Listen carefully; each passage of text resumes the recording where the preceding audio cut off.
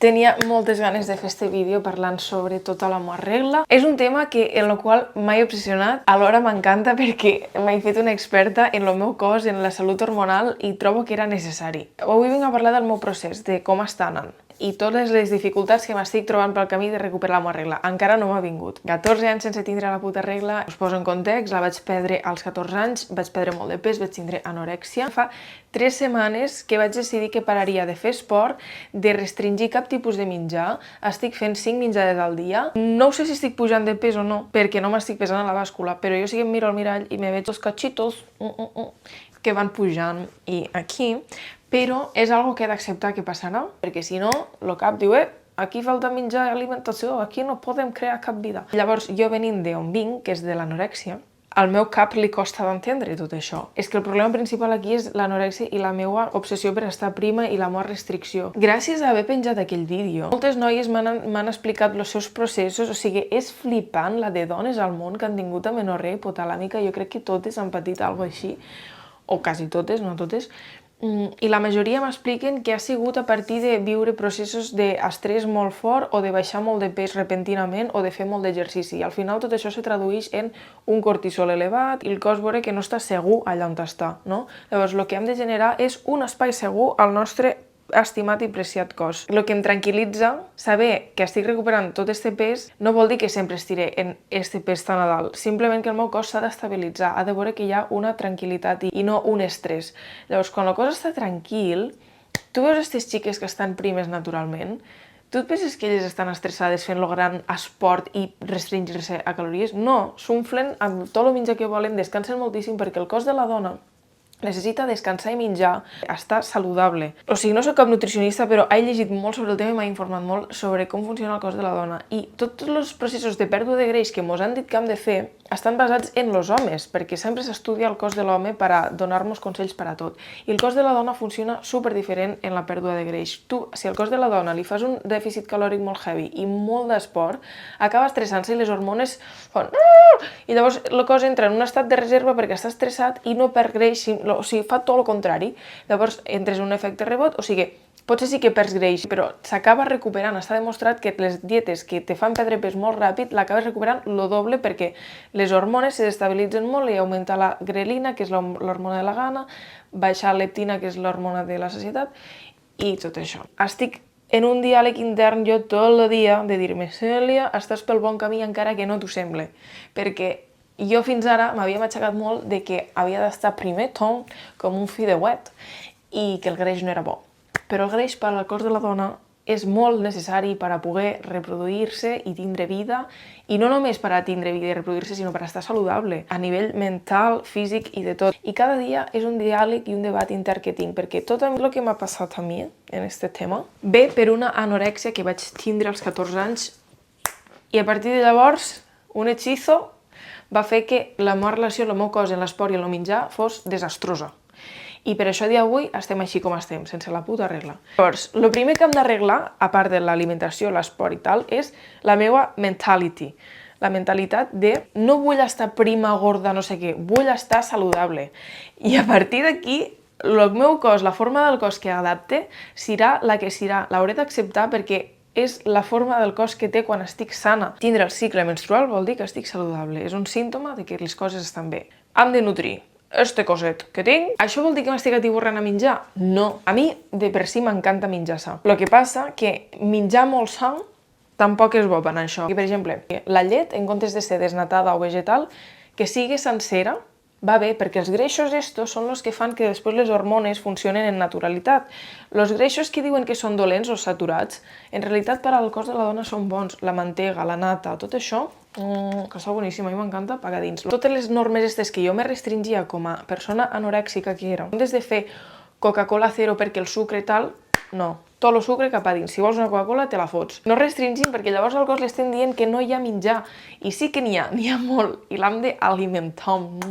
El que estic fent és 5 menjades al dia, per molt que no tingui gana, vale? El cos ha d'entendre que hi ha abundància, menjar, nutrició. Menjar intuïtivament. Intuïtivament no vol dir... El que jo entenia per intuïtivament abans estava malament, que volia dir menjar només quan tingui gana. No, perquè això pot ser passar tot el dia que no tinc gana i no menjo. No. Això vol dir menjar sempre, però parar quan ja estigui plena, o sigui, escoltar les sensacions corporals. Així és la manera que sé que tinc de regular bé el meu cos, escoltar-lo i entendre'l, perquè això també forma part de tot aquest procés de tornar-me a connectar amb les sensacions corporals, perquè abans jo estava super desconnectada, en plan, que tinc gana, m'és igual, no menjo perquè no toca. No toca de què? Si el teu cos te demana menjar, dona-li, perquè és el que t'està demanant. Dona igual si no és hora de dinar, o encara que el sucre sigui dolent, encara que la grassa sigui dolenta. Menja-teu, perquè és el que farà que la regla te torne. La cosa de tindre plaer, també. Principal problema, el meu boicot mental. Però ja veieu que tinc un bon diàleg en mi mateix, o sigui, per molt que tingui la part que no és sana i que diu no restringis, no menges, has d'estar prima. També tinc la part sana que diu, amore, hem de menjar, perquè si no aquí no podrem tindre fills ni podrem estar saludables. Llavors, esta lluita la va guanyant la part saludable ara mateix.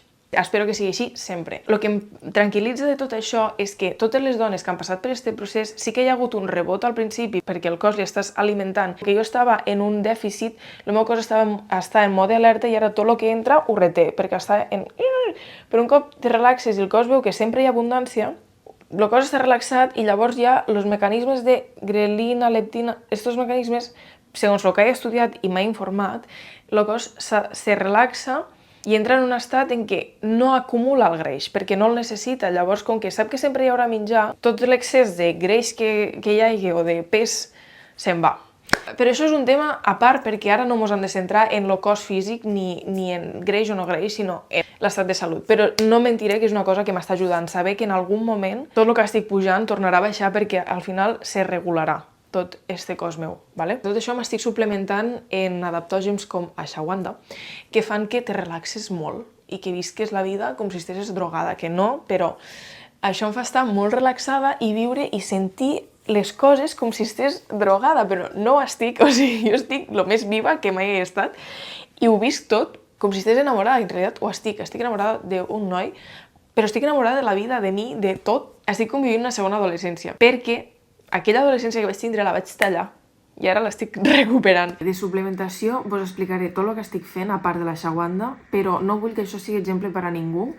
És tot el que m'ha recomanat la gent, metges, el que he anat estudiant i veient per internet, però he de dir que en la majoria de professionals que expliquen com recuperar la regla diuen que la suplementació és un 5% per a recuperar la regla, que l'important és l'alimentació, baixar l'estrès i canviar el teu estil de vida. A part d'ashwagandha, també estic fent un còctel adrenal que fa la mateixa funció que l'ashwagandha perquè jo tenia les glàndules suprarrenals molt alterades. A les analítiques me sortien el doble d'estrès adrenal i això genera andrògens, baixa l'estrogen i me puja la testosterona, el cortisol. Llavors el que estem fent és en tota aquesta suplementació és baixar el cortisol, fer que les hormones funcionen en normalitat.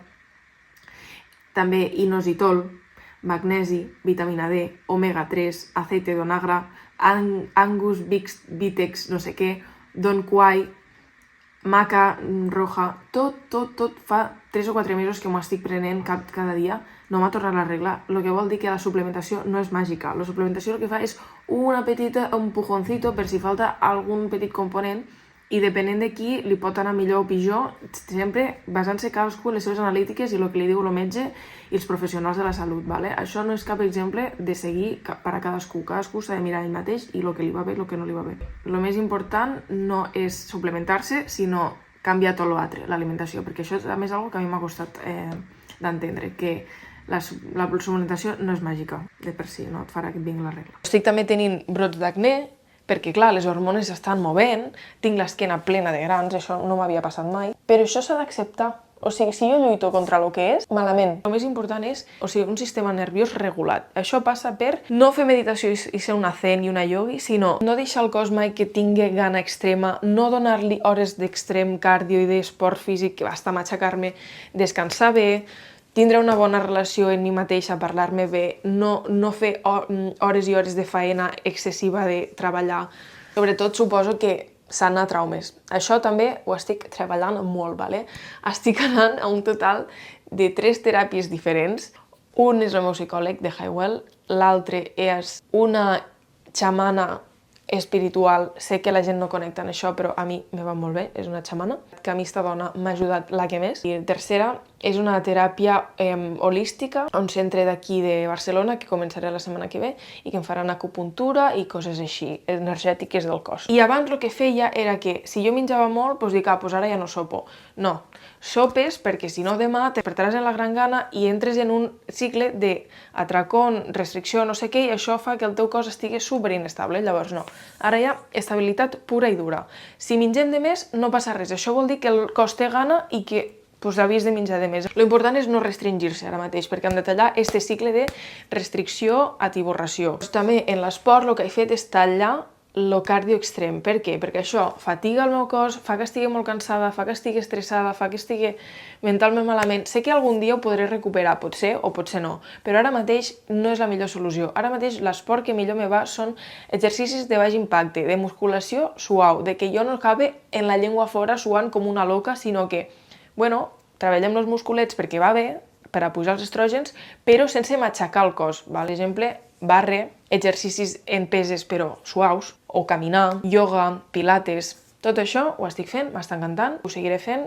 He fet una cursa de muntanya a un ritme molt suau, això sí, sempre menjant abans, durant i després perquè mai falti l'energia i descansant molt abans i després i no fent cap esport que no vulgui fer. La gent me diu, és que he començat a córrer perquè veig que tothom corre. No, si no t'agrada córrer, no corrigues, fes-ho perquè et mola.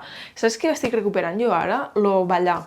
Ballar és algo que m'encanta. Ho havia deixat de fer, no sé per què, perquè no ho veia productiu, però tu saps lo productiu que és que jo ara em sento una sexy ballant i a sobre fas exercici perquè estàs fent cardio suau, me sento sexy, m'ho passo bé, és que està tot bé.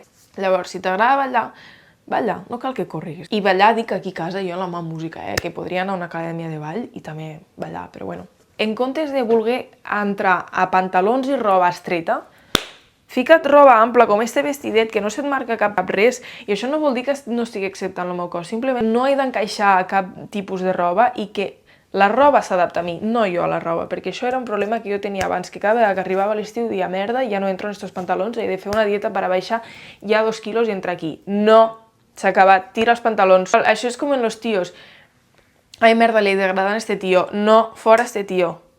Tu ets com ets, no canviaràs. A qui li agradi que és així com ets, benvingut sigui. Tu no canvies per ningú. Una cosa que també estic fent és medir-me la temperatura basal cada vegada que me desperto, perquè això te diu en quina fase del cicle estàs, ¿vale? Jo, en teoria, ara mateix estic en fase lútea. Lútea vol dir que ja està a punt de vindre amb la regla. En teoria, porto així 2 setmanes, que vol dir que m'ha de vindre ja. I noto aquí moltes rampes i moltes coses. Si no em ve, no em martiritzaré, no passa res, seguiré fent la meva vida com si nada, perquè el més important és no obsessionar-me, que ja esteu veient l'obsessionada que estic en aquest tema, però no passa res. I això ja ho parlaré en un altre vídeo, però estic abraçant molt l'energia femenina que fins ara jo l'havia negat, perquè a partir de tot aquest procés de la regla, jo estic entrant a traumes meus que estic flipant en com jo estava en el meu estat d'alerta perquè no abraçava la meva energia femenina, perquè jo no em sentia segura sent dona, perquè sentia que els homes eren un perill, una amenaça, llavors jo m'havia de convertir en un home o havia de ser la menys femenina del món per a no atreure els homes. Això a nivell subconscient, ¿vale? M'estan encantant tots els missatges que estic rebent de noies que han passat pel mateix puto procés, estic suplementant-me en tot el que m'esteu dient, estic mirant totes les teràpies que m'esteu recomanant. La majoria coincidim en el mateix, que és molt d'estrès, molt d'exercici físic i poc menjar te treu la regla. Pocs carbohidrats, no esmorzar, és el pitjor que poden fer les dones a nivell hormonal. No ho dic jo, ho diuen totes les nutricionistes que treballen al voltant de la regla i de la salut hormonal femenina. Fer esport sense alimentar-se bé i descansar bé és el pitjor que te pot passar a tu i al teu cos, perquè l'estàs maltractant. Si tu maltractes el teu cos, el cos te respondrà en maltracte. Si tu el tractes en amor, te respon en amor. Gaudir de la vida, gaudir del menjar, estar tranquil·la, estimar-se molt i estar tranquil·la de que el cos canvia, però confiar en que és un canvi per a bé, que és per estar saludable i que tot sortirà bé i punto de pelota. Home, quan me vingui la regla vos aviso que espero que sigui d'aquí poc i si no, no passa res, ¿vale? Perquè no m'he d'obsessionar sobre tot, és el més important, ¿vale?